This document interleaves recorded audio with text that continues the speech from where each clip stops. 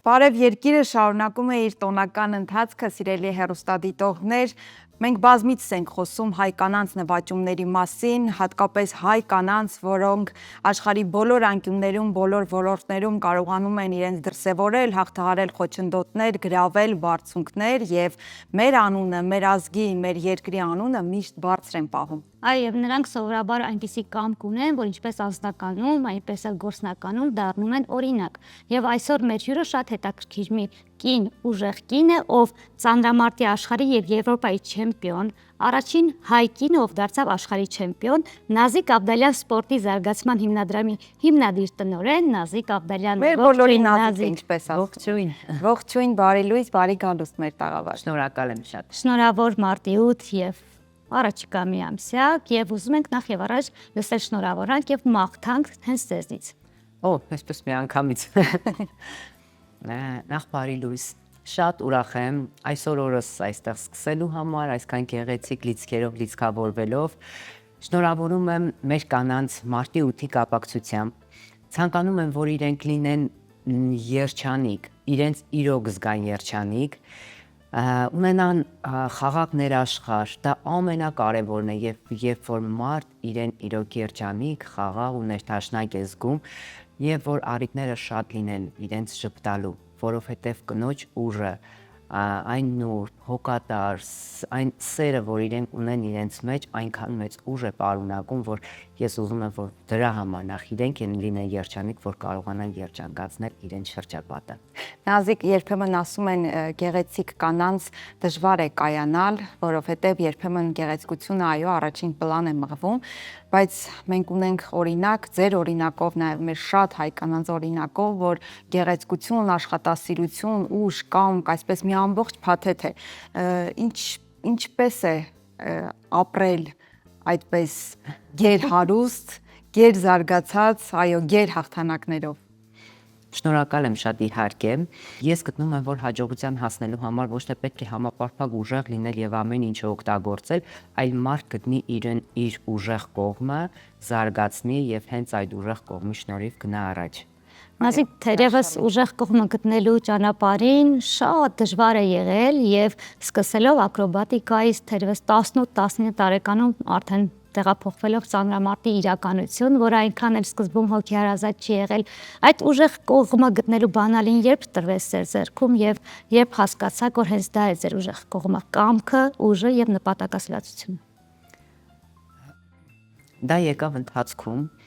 Դե բնականաբար, երբ որ այդ ամեն ինչի մեջ ապրում ես, շատ դժվար է ենթադրություն անել հենց այդ պահին կամ ինչ-որ վերլուծություններ անել, այդ պահը անցնում է եւ հետո հետ նայելով դու շատ կարևոր եզրահանգման ես գալիս, թե ինչպես ապրես մնացած հետագա կյանքդ եւ այո, ինձ ծանրամարտը շատ կյանքում շատ մեծ կարևոր որակներ է տվել, որոնց վրա հիմնվել է իմ հենց մարդկային տեսակը։ Կարող է իմ վերած օրինակը հիմա շատ պարզ լինի, պրիմիտիվ, բայց ես հասկացա, որ ֆիզիկապես իմ ոտքերը շատ ուժեղ էին եւ հասկացա, որ պետք է ես ավելի զարգացնեմ այն։ Գիտեք, այդպես շատ մի հատ նրբություն կա, երբ որ դու ուժեղ կողմ ես ունենում, դու չպետք է մատերի արանքով նայես եւ մտածես, որ լավ ուժեղ ես կկարողանաս տանել։ Երբ որ հենց սկսեցի մի քիչ մատերի արանքով նայել կամ ինչ որ երևստահություն եղավ քո մոտ, կարող է հենց բարդությունը հենց այդտեղից գալ։ Պետք է ֆիքսվես դրա վրա եւ ել ավելի ուժեղացնես։ Այս պարագայում ես կարող եմ այդպես շատ սպորտը ինչով է լավ, որ կարողանում ես կոնկրետ օրինակներ բերել, շատ պարզ է, տեսանելի է ամեն ինչը եւ հենց մրցումներին ինձ շատ օգնել է։ Ֆիզիկական առումով իմ մկանային համակարգը, բայց արդեն հոգեվոր առումով դա տարիների աշխատանք է դա երկար։ Թերևս չթաքցնելով ասեմ մեր հեռուստադիտողին, որ ես Նազիկին անձամբ ճանաչում եմ եւ կարող եմ ասել, որ միայն ֆիզիկական ունակությունների մասին չէ այստեղ խոսքը, Նազիկը նաեւ շատ ուժեղ կամքի ուժ ունի, որը նրա հաջողության հիմքն է, անգամ առօրյա ամենափոքրիկ հարցերում նրա կամքի ուժը վարակիչ է եւ խոսելով կամքի ուժից, թերևս բոլորը գիտեն հայտնի պատմությունը ողնաշարի կոտրվածքի ավտովթարի հետ կապված, ուզեմ շատ արագ այս մասը անցնելով ասել այդ ինչ վերին կամքի ուժ էր, որ ստիպեց ձեզ ոտքի կանգնել ողնաշարի կոտրվածքից հետո եւ գնալ նորից վերցնել այդ ծանրաձողը բարի ուղիղ եւ փոխաբերական իմաստով։ Եվ ես մի փոքր հավելում անեմ եւ հենց այստեղ է որ ֆիզիկական ուժը այնքան առաջնային չէ որքան այդ մտքից եւ մեր ներսից բխող ուժը, որովհետեւ ինչպես նշեցիք, այո, ձեր ոտքերը կարող են ուժեղ լինել, բայց մեր մարմինը միևնույնն է ղեկավարում է, չէ՞, մեր միտքը, մեր էներգիան, մեր հոգին, դրա համար չլինել նաեւ հոգեպես ամուր, հատկապես սպորտում, կարծում եմ անհնար է։ Ես սպորտից շատ հեռու լինելով կարծում եմ այդպես է ամեն դեպքում։ Միանշանակ, քանի որ այո, շատ թյուր կարծիք կա, որ ծանրամարտը առաջի հերթին ֆիզիկական տվյալներ է պահանջում, դա լրիվ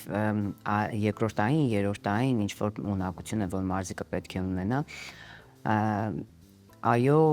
կան այլ որակներ, հոգեբանական, այդպես կարգապահական, դա շատ կարևոր է, երբ որ դու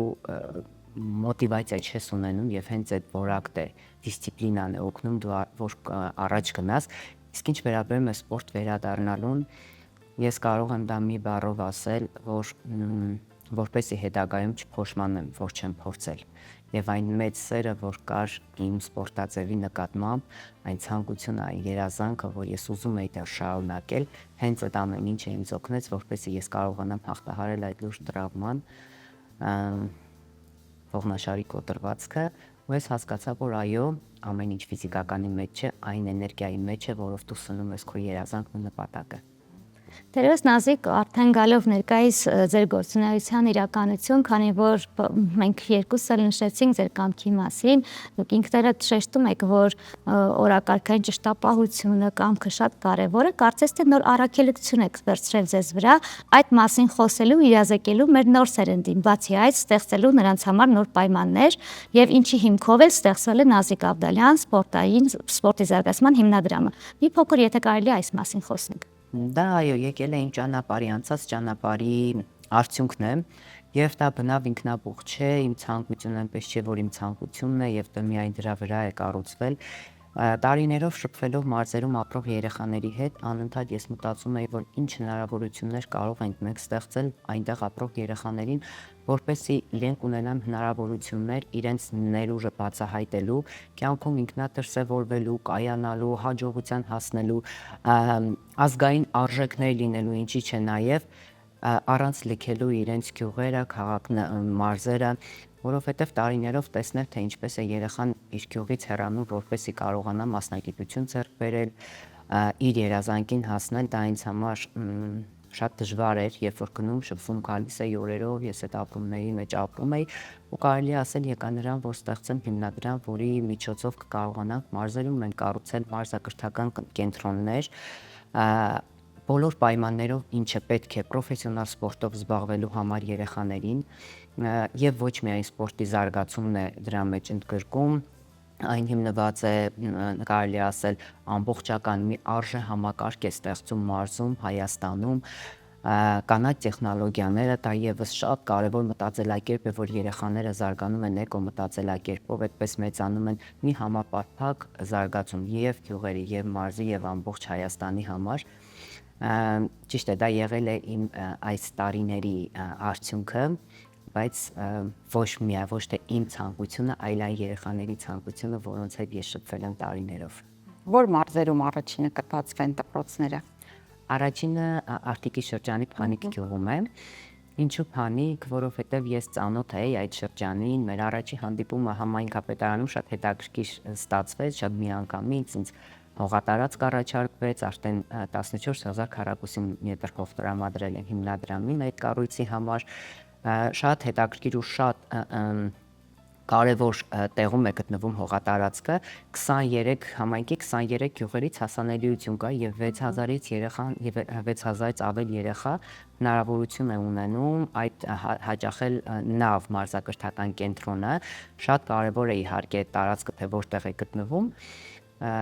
Այդպես առաջինը Արտիկի շրջանում է, բայց ես շատ մեծ հույս ունեմ, որ այլ մարզերում եւս շատ շուտ կսկսենք արդեն աշխատանքներ տանել։ Բոլոր մարզաձևերն են ներառվելու։ Ոչ իհարկե, սկզբից մտածում էինք պարզապես ծանրամարտ, բայց հետո հասկացանք, որ այն խնդիրը, որ մենք դնում ենք մեր առաջ, միայն ծանրամարտով չի լուծվի, քանի որ երեխան կկա, ծանրամարտով կզբաղվի, չհաջողելու դեպքում կթողնի սպորտը,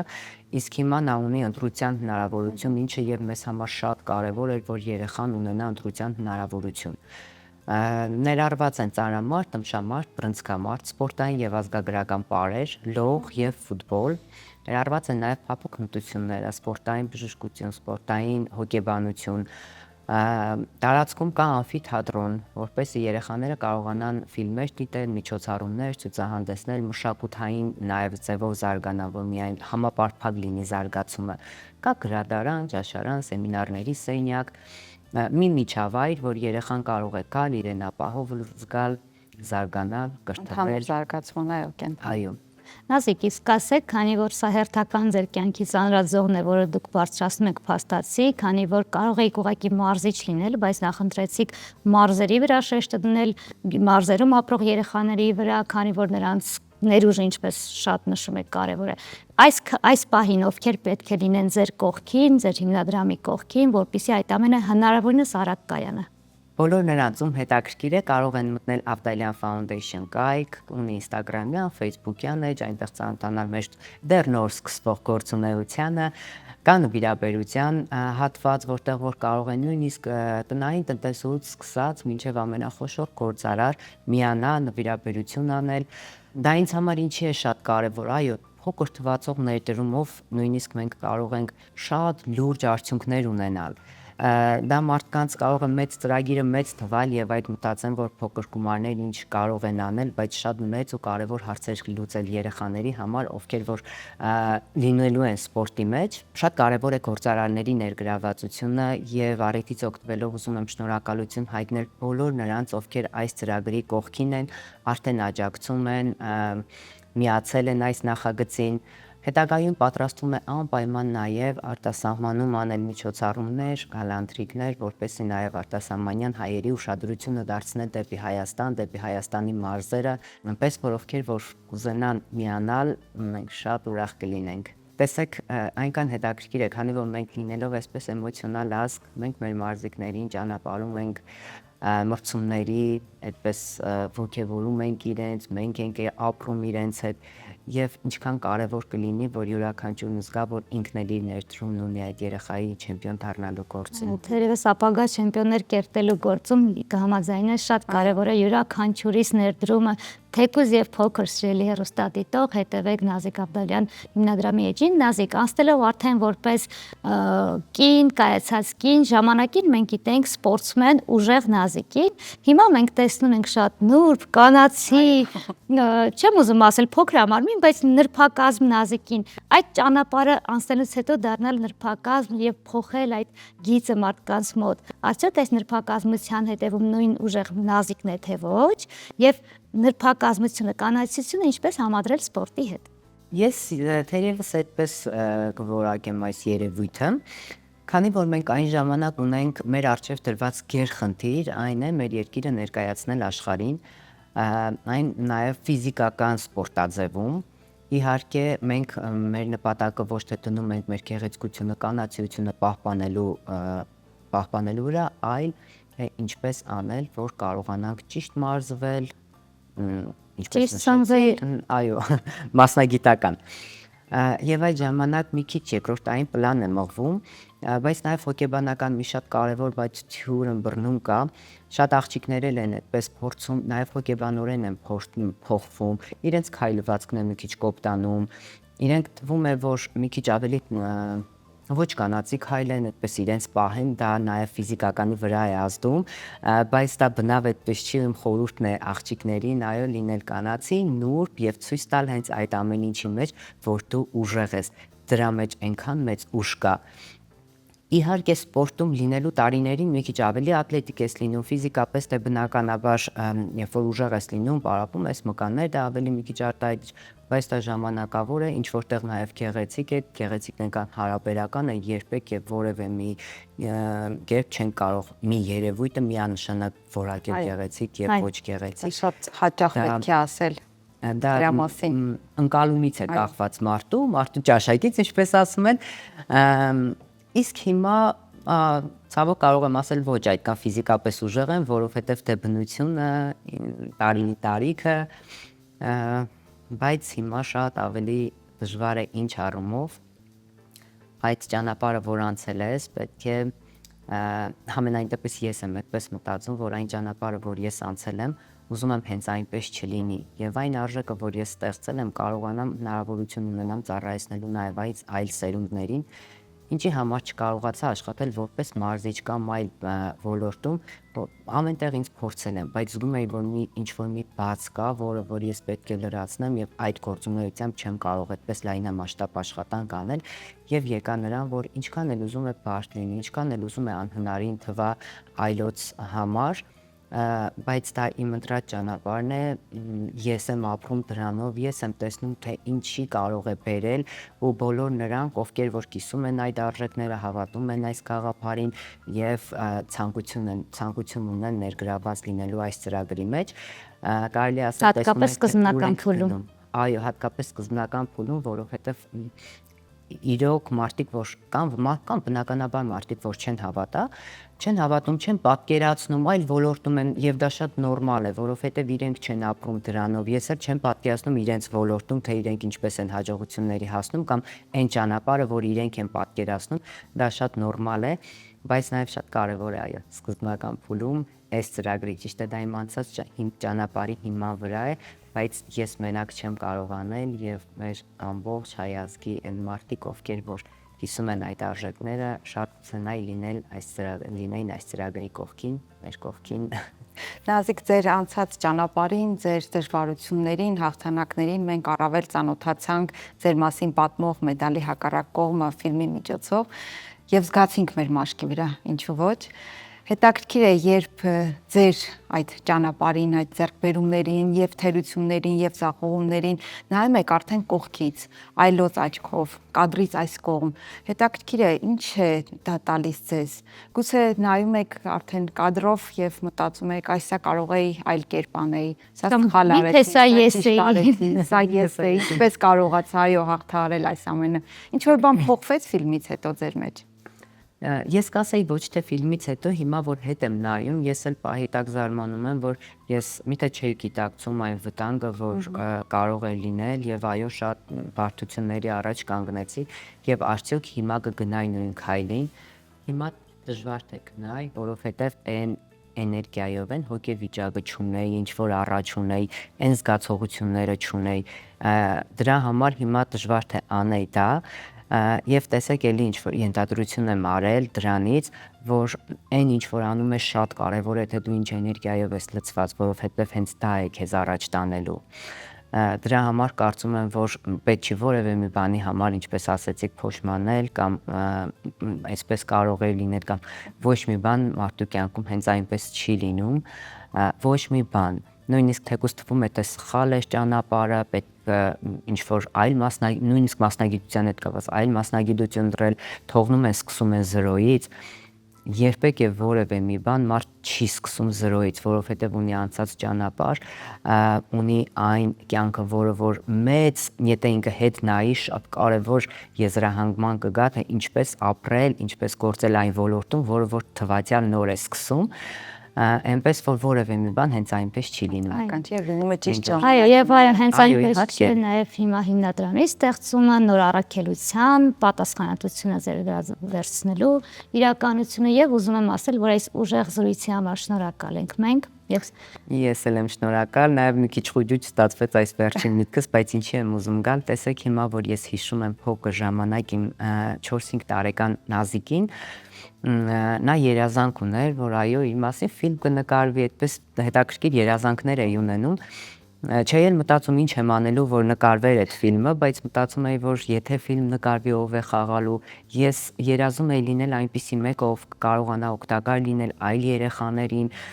շատ կարևոր գործ անել Հայաստանում, Հայաստանից դուրս, ու շատ հետաքրքիր հիմա որ հետ եմ նայում, ես այն երազանքների կինն եմ, մարդն եմ կարող եմ ասել, ում մասին երազում էր փոքրիկ Նազիկը եւ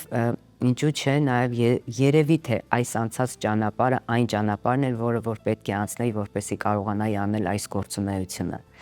Դրա համար ոչ մի Երազանքները բան, կատարվելու այո, հենց սովորություն այնպես, ունեն, այո։ իհարկե, հենց այնպես չի լինում։ Թվացial ձախողումն էլ կարելի է, եթե մենք մի քիչ խորը վերլուծենք, դա ամենակարևոր քայլն էր դեպի մեզ